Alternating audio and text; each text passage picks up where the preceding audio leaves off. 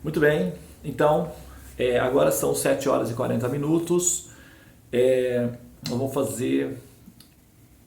vou falar por 20 minutos até às 8 horas, tá? Com uma tolerância aí para até 8h15 para perguntas e respostas, caso haja, né? Perguntas e respostas, tá bem?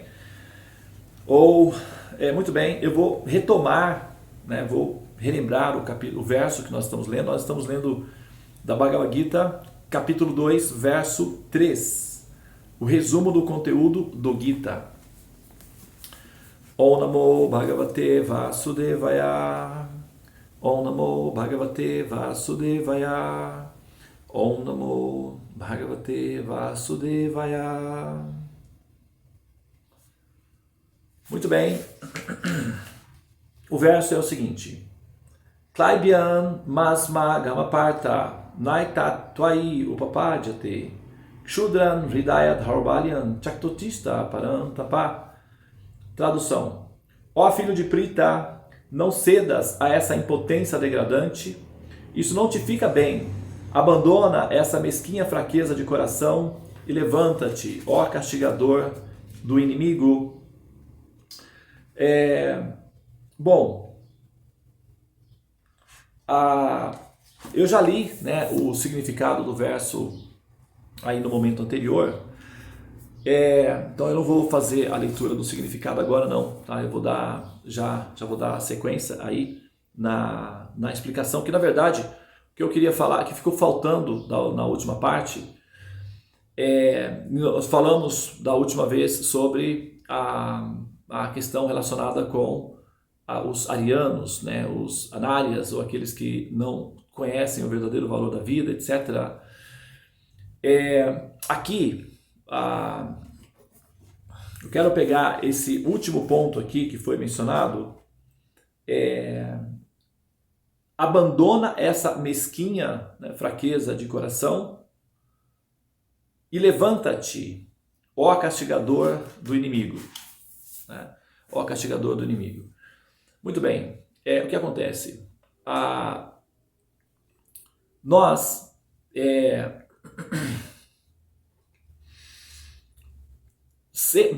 sempre que nós... deixa eu só ajeitar aqui, tá, pessoal? Que eu tô com uma dificuldade aqui, que a câmera inclinou e vai parecer torta a gravação, mas agora acho que tá bem. E também não vou editar não, vou deixar assim mesmo. Quando o Krishna, a gente tem que levar em consideração é o seguinte: a gente sempre tem que pensar da seguinte maneira: quem está falando isso, né? Quem está falando é Krishna, ok? Então, como probabilidade, né, sei que a gente pensa muitas coisas, existem muitas, sabe, assim, abordagens que falam acerca do que viria a ser, né, do que possivelmente seria esse princípio, Deus, etc.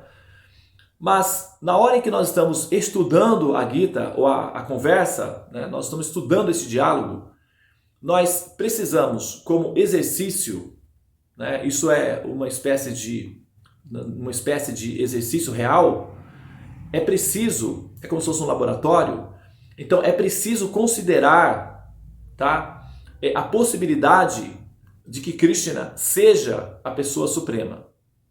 Não precisa acreditar nisso, tá? Não é necessário se esforçar para acreditar. Não, eu preciso muito acreditar nisso. Não é necessário isso, tá? Basta que você, do ponto de vista de um laboratório científico, né, considere, é como um detetive, por exemplo, né? Um detetive, ele vê lá, vamos supor, ele vê lá um sapato virado ao contrário, né? Então ele fica curioso para saber a definição, como que aquilo, né, se deu, ok? E ele não descarta a possibilidade de que alguém tenha feito aquilo voluntariamente, de que alguém pessoalmente tenha feito aquilo e tal. Então ele pega aquela pequena peça e ele vai, assim, buscar em torno daquele pequeno movimento uma realidade por detrás. E muitas vezes é assim que os casos são descobertos, né? Muitas vezes, quem gosta, eu gosto particularmente de assistir documentários policiais, onde os enigmas são desvendados. Filmes de Sherlock Holmes, por exemplo, todos que tinham, eu assisti, né, várias vezes, porque a forma, né, como é utilizado as técnicas para, sabe, entender e juntar as peças, uma peça aqui que aparentemente é uma pecinha aleatória, ela dá um significado completamente diferente se ela é conectada a uma peça lá na frente, né? Então é como jogar xadrez, você precisa considerar as possibilidades. Então, nós estamos buscando o autoconhecimento. Portanto, nessa fase em que nós estamos, em que nós nos deparamos com esse conhecimento, que é o conhecimento acerca, né, do Supremo, demonstrada nesse livro, o Bhagavad Gita, então a gente não pode cometer o erro de relativizar a pessoa que está falando o conhecimento, senão a operação toda pode ficar comprometida, tá? O raciocínio todo pode ficar muito diluído, muito superficial e cair no campo do esoterismo, no campo da religião, no campo do positivismo, da autoajuda e tal, etc. E aí fica nesse campo, acaba que não alcança o objetivo ao qual está destinado, né, a ser. Então é muito importante partir do princípio de que vamos dar um crédito para essa probabilidade. A princípio, eu não estou admitindo isso, mas não custa nada partir do princípio de que sim, tá? Vamos jogar o jogo, vamos experimentar, vamos fazer o laboratório, vamos dar um crédito aí para ver o que acontece. Então vamos partir do princípio de que Krishna seja mesmo a pessoa suprema. Vamos, vai que dá um azar, né? Vai que é isso mesmo, vai que de repente, né, acontece de ser mesmo. Vai que essa impossibilidade de que Deus possa pessoalmente estar presente entre humanos e conversar com humanos, vai que essa impossibilidade não seja real. Vai que os pensadores, os filósofos, os teólogos estavam errados a esse respeito. Vai que realmente Deus tenha condições psicológicas ou condições de potência de assumir uma forma pessoal, de ser uma forma pessoal, e vai que por compaixão ele interaja com os seres humanos, dando orientações diretas de como sair dessa condição de ignorância. Vamos jogar com as probabilidades, não vamos jogar essa peça fora não, porque vai que essa peça seja útil. Vamos pensar dessa forma, né? Vai que seja possível isso. Então, supomos que fosse possível isso daí e que essa impossibilidade não seja impossível, né? Afinal de contas, eles também dizem que para Deus tudo é possível. Bom, se isso for verdade, então é possível que Deus possa sim assumir uma forma pessoal e interagir com seres humanos. Então, a probabilidade Krishna é uma probabilidade plausível dentro do contexto de que para Deus tudo é possível. Muito bem. Então, vamos partir desse princípio. Se é assim, ok? Então, o que essa pessoa está falando tem que ter um valor real. Não apenas um valor meramente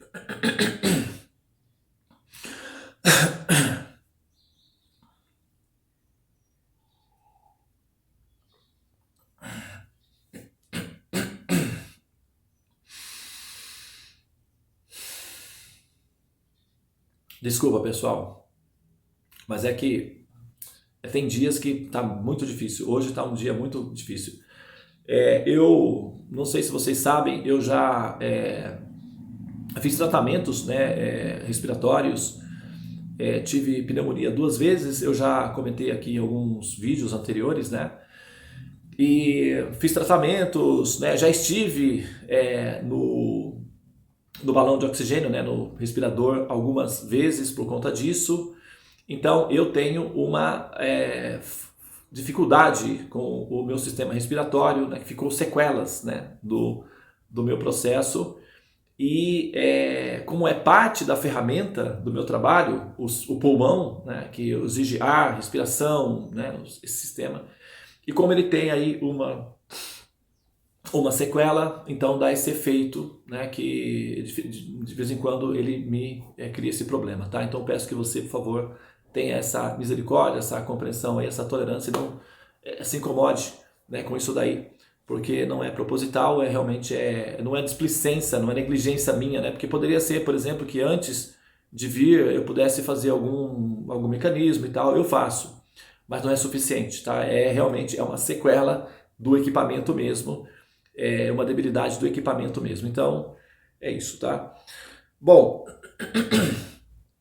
então, lembrando que essa pessoa, sendo ela falando, está para além do campo da autoajuda, das palavras belas, sabe, da decoração intelectual para satisfazer o intelecto e a mente humana, tá? Para além dessa situação aí, tá?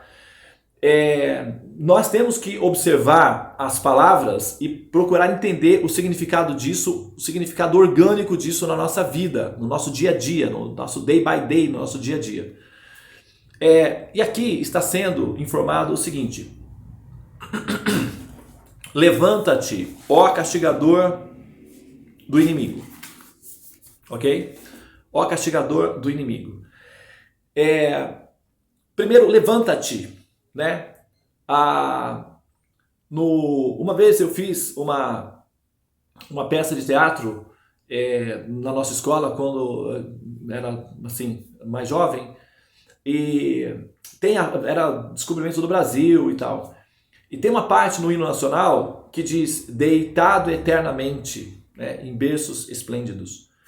E nós fizemos uma paródia com esse deitado eternamente, eu me lembro, comparando a situação do coma político, né, dos jovens brasileiros, do cidadão brasileiro e tal. Foi na época do impeachment do Collor. Nós fizemos um movimento e tal, e participamos daquele movimento do impeachment do Collor, do presidente Collor e tal. E nós fizemos uma relação do hino nacional com o deitado eternamente, né? E era o motivo, né, do fato de nós sermos tão incompetentes para produzir políticos inteligentes e administradores assim, rápidos, inteligentes e bons jogadores, né? Era o fato de nós estarmos condicionados à ideia de estarmos deitados eternamente, e que a nossa condição de permanecer deitados eternamente era a causa dos nossos sofrimentos políticos na época, né? Então, esse deitado eternamente, nós criticamos essa parte porque emitia uma mensagem subliminar de estar deitado, e talvez por isso o brasileiro fosse assim um pouco, talvez, relax. Tem a parte boa, mas o efeito colateral era sofrer as consequências disso daí depois. Então aqui, levanta-te, né? Ó Arjuna. Arjuna somos nós, a alma condicionada. Então Krishna está dizendo: levanta-te, ok? Desperta. O jogador em estado de perplexidade, em estado de sonambulismo, em estado de condicionamento, ele não consegue realizar as operações adequadamente, tá? Então, primeiramente, é preciso estar desperto para fazer o reconhecimento da área, de como é que as coisas estão se dando, né? E na sequência, então, tomar uma ação. Essa ação como o Krishna está colocando aqui, ó castigador do inimigo.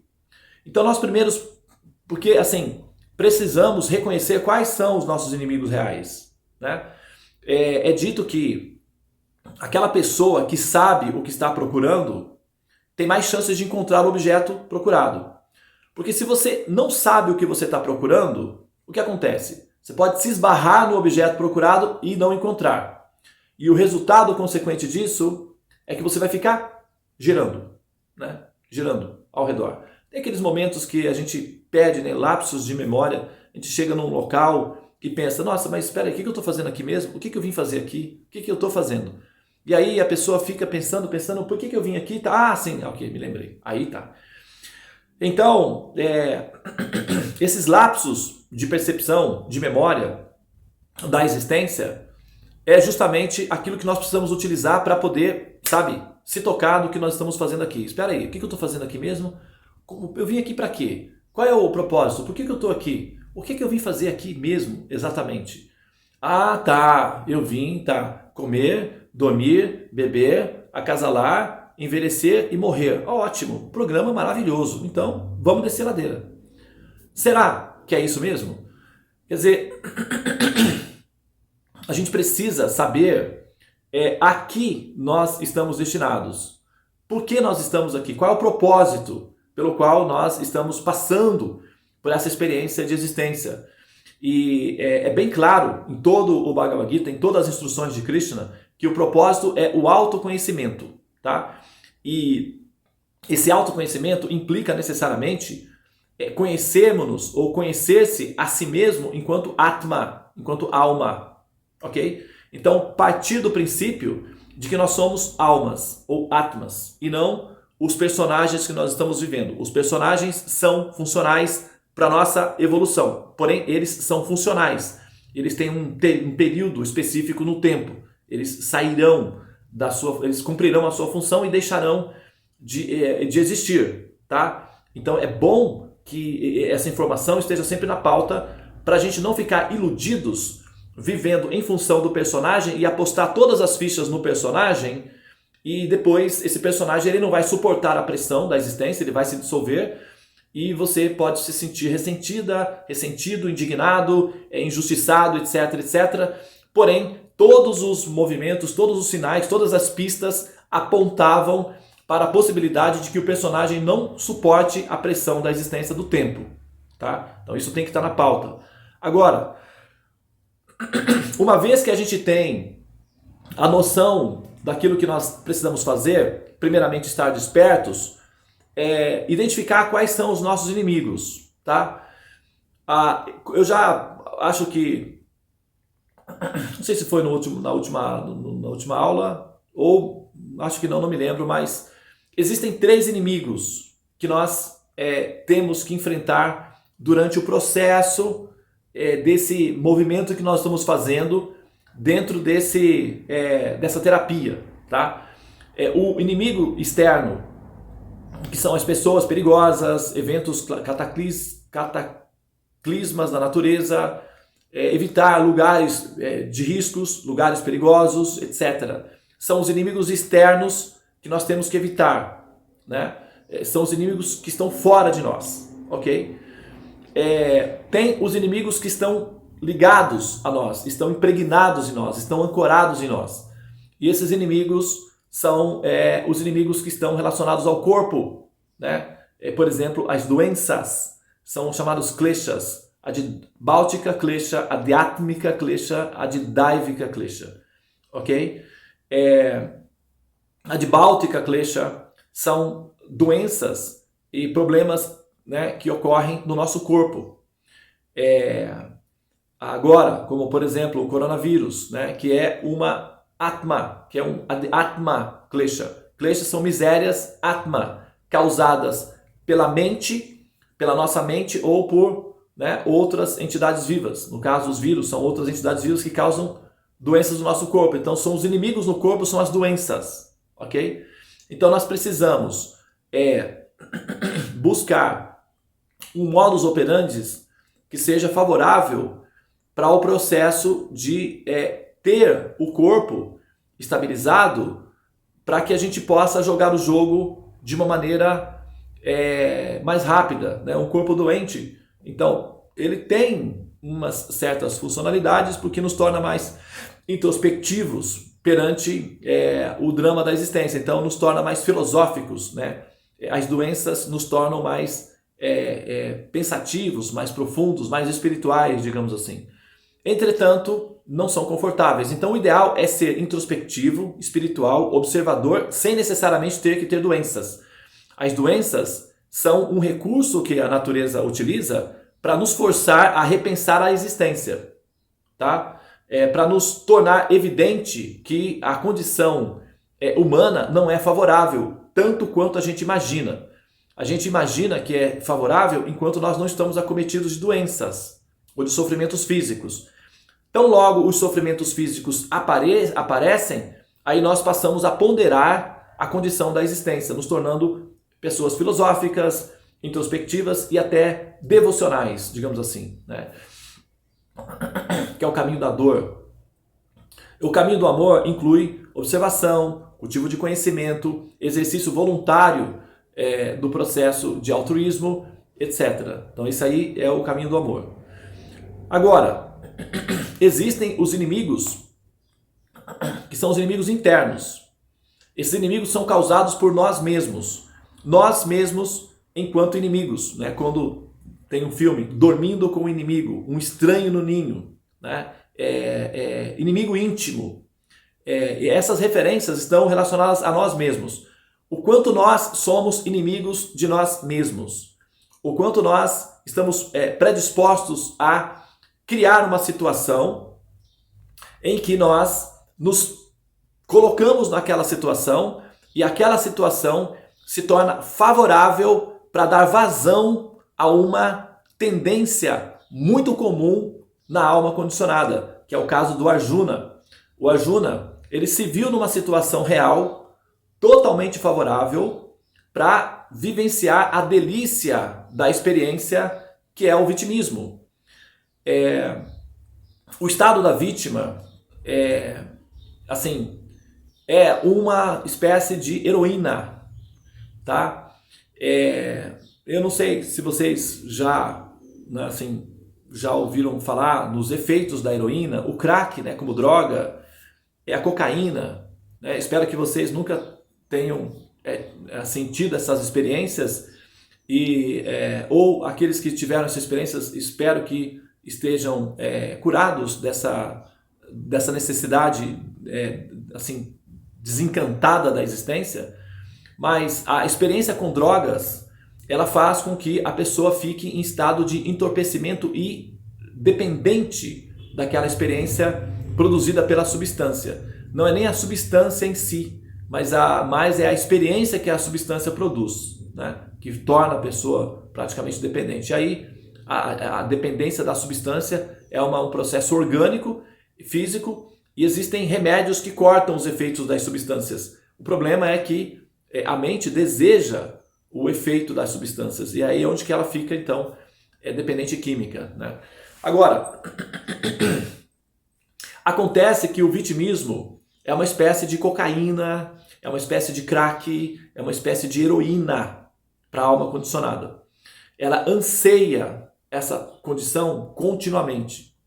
Ela anseia essa posição continuamente. Então, essas situações, elas podem se apresentar de forma concreta, de forma real na nossa vida, ou ela pode se apresentar de forma virtual como uma ânsia, como uma aspiração, né? A alma condicionada, ela aspira a estar na posição da vítima, porque isso vai permitir com que ela tenha uma sensação de prazer, de viver, ao mesmo tempo que isso também dá uma justificativa para a existência dela, para as dificuldades que a vida impõe. É uma armadilha. Todas as almas estão submetidas a esse processo, tá? Não é que é culpa da alma, é o campo em si. O campo do condicionamento é um campo para vítimas, ou para aqueles que precisam da sensação de que estão sendo injustiçadas pela existência. Então é um campo, esse campo ele afeta todos que estão influenciados nesse campo. E é justamente aí em que a alma condicionada encontra um sentido para a sua existência, que é culpar, né? Culpar a Deus, culpar o mundo, as pessoas, pelos problemas pelos quais ela passa. E esse sentimento de ressentimento, esse sentimento de vitimismo, vai levar a pessoa à misantropia. A misantropia é o sentimento de aversão à humanidade, de aversão ao ser humano, é o sentimento de medo do ser humano, o sentimento de blindagem ao ser humano. É fato que você precisa ter uma certa blindagem para lidar com os seres humanos mesmo, até para você sobreviver entre eles. Mas esse sentimento de recolher-se, esse sentimento de, encolher-se, é um sintoma da busca por essa substância que é o vitimismo.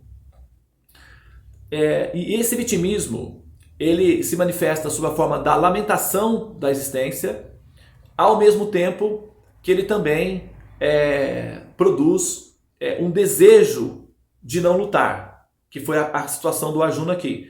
O Arjuna queria o quê? Estacionar. Ele queria o quê? Parar. Ele queria o quê? Estabilizar. Não no sentido positivo, mas no sentido de inação. de inércia, ele queria entrar em estado de inércia, ele queria hibernar, ou ele queria, se o mundo inteiro acordar e a gente dormir para um dia nascer feliz. Ou seja, é uma técnica em que a pessoa pretende dormir, ou seja, hibernar, esconder-se, abrigar-se na escuridão, e para isso ela vai precisar de uma justificativa que a mantenha numa condição de conforto, porque sem uma justificativa o processo da escuridão tem um efeito colateral, que é a depressão. Então a pessoa quer a lamentação, mas não quer o efeito colateral do vitimismo, que é a depressão. Então é necessário uma justificativa. No início essas justificativas funcionam muito bem, dão até prazer, mas depois elas cobram terrivelmente o ser, a ponto de levar o ser a estado de enlouquecimento, de desespero existencial. É horrível o efeito colateral. Isso tudo em função da lamentação e do estado de vitimismo, que é uma condição que acomete a alma condicionada. É um campo, é geral, tá? Assim como tem o oxigênio que permeia tudo, que penetra tudo, está em toda parte. Da mesma forma,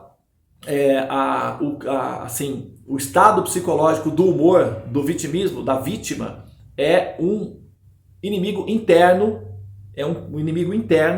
que está enraizado na nossa consciência enquanto almas condicionadas, e que nós estamos viciados nesse processo, e esse processo nos mantém presas, né, ao ponto mais escuro da caverna, nos impossibilitando ou nos prendendo a esse estado de lamentação vitimista, e portanto faz com que nós relativizemos a importância e a necessidade de nós sairmos desse condicionamento, dessa prisão chamada mundo material, o que nos mantém em estado de coma, em estado de sono profundo, o que nos obriga novamente a ficar nesse ciclo de nascendo e morrendo, nascendo e morrendo, nascendo e morrendo. Tá? Então, levanta-te, ou seja, toma uma postura, né? Posicione-se adequadamente e castigue os seus inimigos. Então, os meus inimigos são os católicos, os muçulmanos, os islâmicos, o Manuel da padaria que me deu o troco errado propositalmente, o cara que colocou o negócio lá da multa no meu carro, o meu vizinho lá que tal, aí tá, já encontrei meus inimigos, agora é só sair e descer a lenha. Tem muitos que vão por esse caminho aí. Tudo bem, ficar atentos para os abusos é importante também como técnica de sobrevivência, mas o inimigo real, o verdadeiro inimigo, o mais perigoso deles, está enraizado na nossa própria mente. A mente é contaminada com esse vitimismo, esse desejo de ser a vítima, essa posição maravilhosa em que as coisas se justificam, ou o mundo terá que se adaptar e compreender-me. Essa posição aí é uma posição que revela que o jogador foi cativado pela rede dos inimigos. É um prisioneiro, tá? E esse prisioneiro, ele precisa se libertar. Então, ele tem que tomar a decisão. A decisão é dele. Um outro jogador pode eventualmente ajudar esse prisioneiro a sair da rede, tá? Do vitimismo, que é uma autossabotagem para justificar a escuridão da ignorância a qual ela está viciada, ou ele, né, está viciado como jogador ou como alma, viciada na escuridão, e para justificar esse vício da escuridão, a lamentação e o vitimismo são recursos que, a princípio, são bem práticos e funcionam muito bem. Só que os efeitos colaterais a médio e longo prazo são insatisfatórios, e o resultado é sempre esse que nós estamos vendo aí. Corpos de carbono, medo de morrer, finalmente morrer. Tá? E isso é o efeito colateral prático do resultado final desse cultivo de experiência de existência. Então a gente precisa muito, muito, muito olhar para a nossa, observar a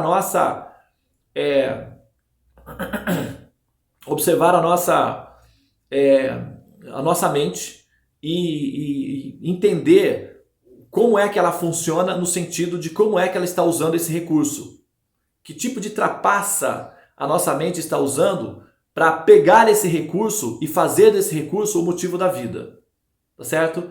Então, aqueles jogadores mais sérios que realmente entendem o jogo, como ele está sendo jogado, sabe que vai precisar vencer esse inimigo mais cedo ou mais tarde para conseguir vencer a fase humana. Do contrário, vai permanecer na condição de vítima.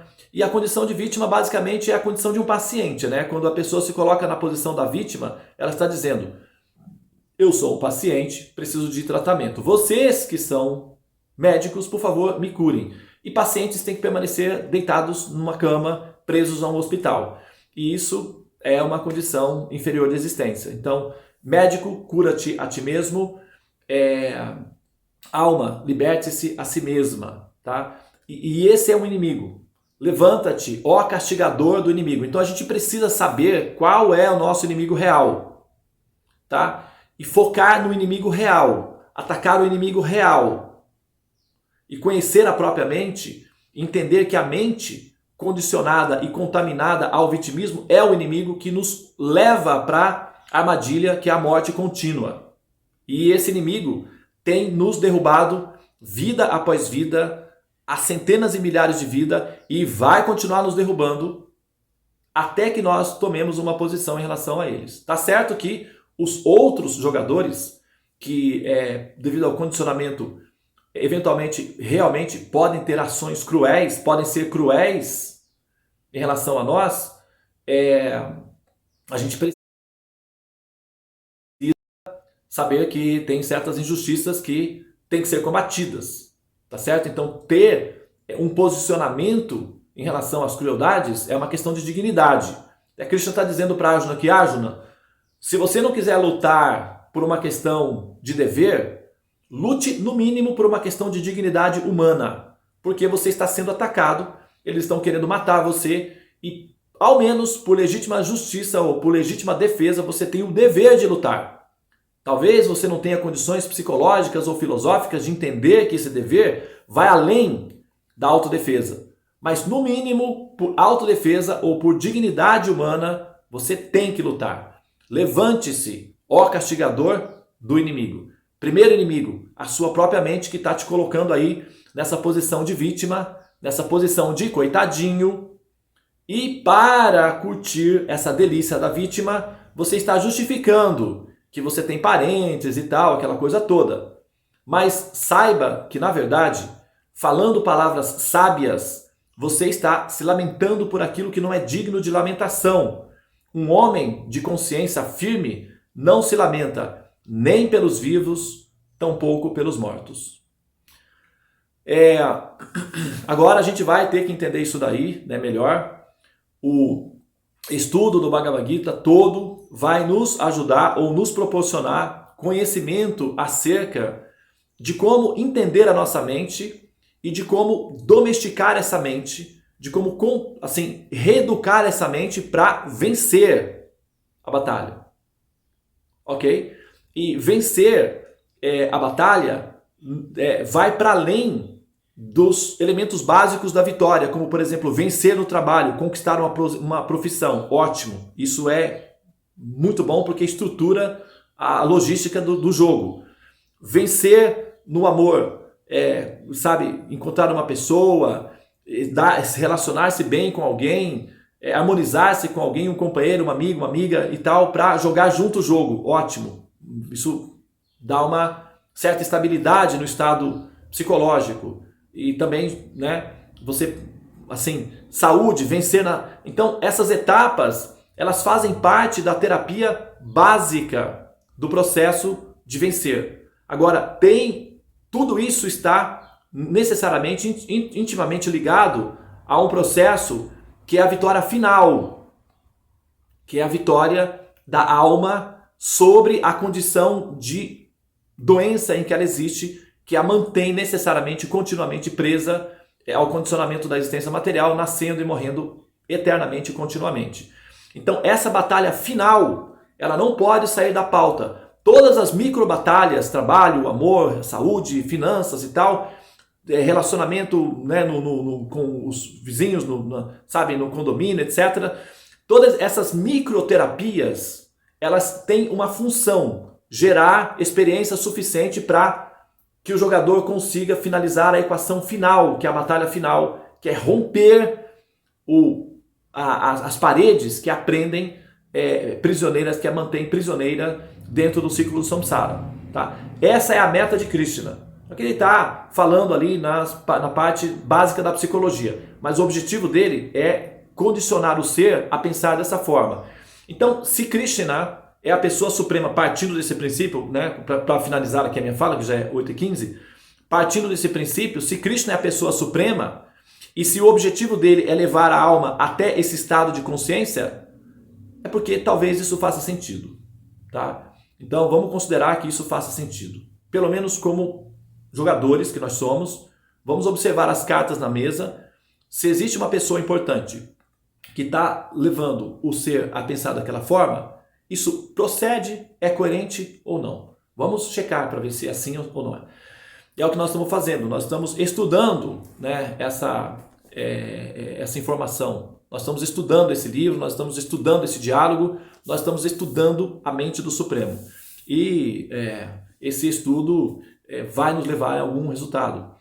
Para o bem ou para o mal, nos levará a algum resultado. Então, vamos verificar se esse resultado é para o bem ou para o nosso mal. E aí decidir se esse comunicado é válido, pode ser assimilado ou deverá ser descartado. Isso é o que nós precisamos fazer, tá bom? Mas nós estamos ainda coletando dados a princípio, né? Vamos encerrar aqui. São 8h17. Nosso tempo já se esgotou. Ainda bem que a gatinha da Aline não levantou a mãozinha, então a gente não tem perguntas hoje, tá? Namastê. Não a Aline, não, da Júlia, né? Hare Krishna, Krishna Krishna, Hare Hare. Hare Rama, Rama Rama, Hare Hare. Ó energia suprema de amor divina, desperta-me, eleva-me, envolve-me, protege-me. Hare Krishna. Tenha um bom dia para todos, namastê e até amanhã. Bom dia, Hare Krishna.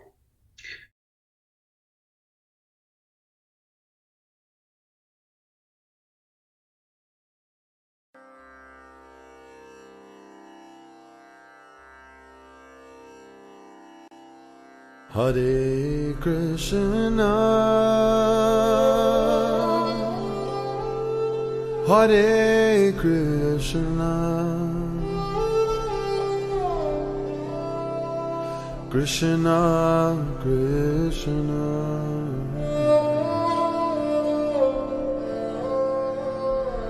Hare Hare,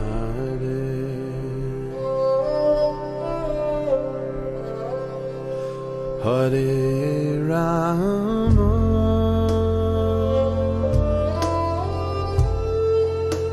Hare Rama,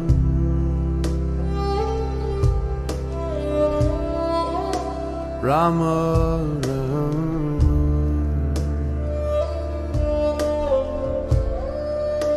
Hare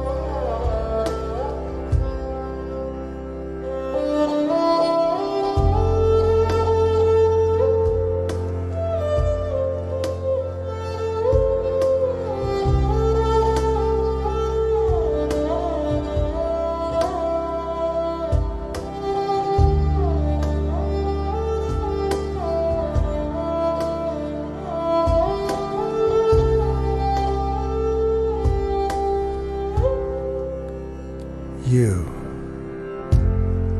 could become a great horseman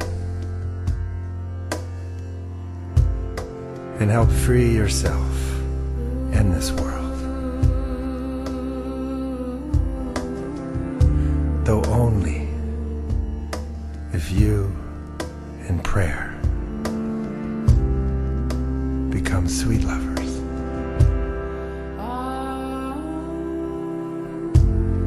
It is a naive man who does not think we are engaged in a fierce battle.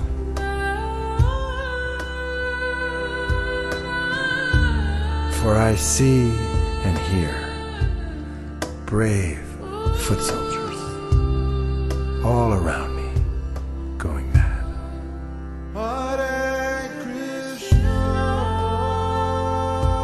And falling on the ground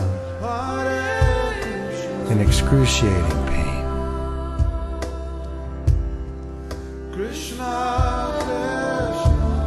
You could become a victorious horseman and carry your heart through this world like a life-giving sun.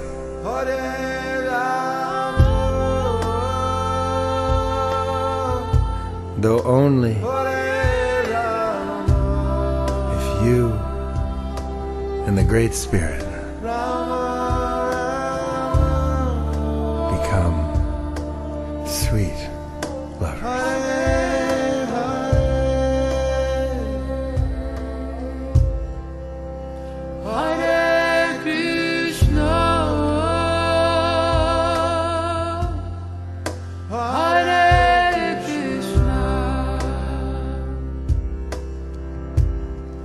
Krishna, Krishna,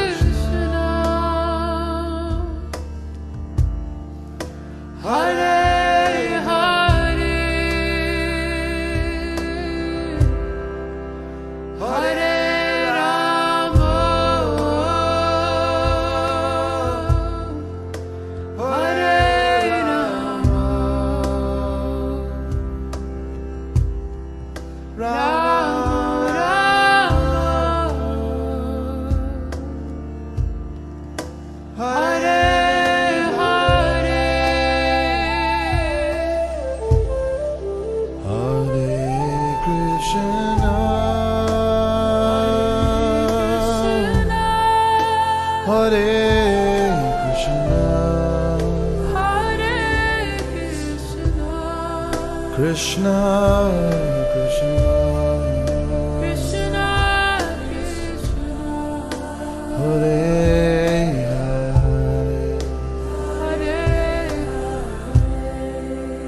Hare Hare, Rama, Hare Rama, Hare Rama,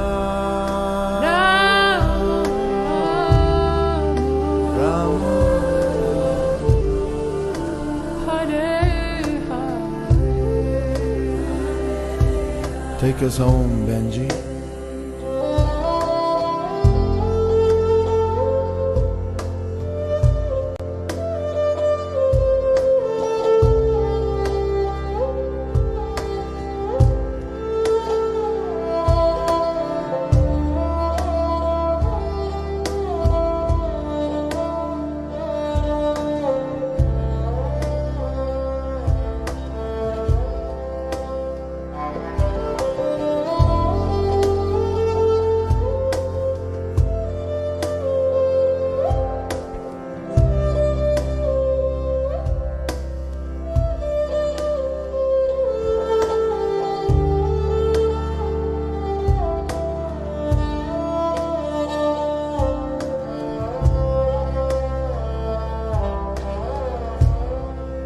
Hare Krishna,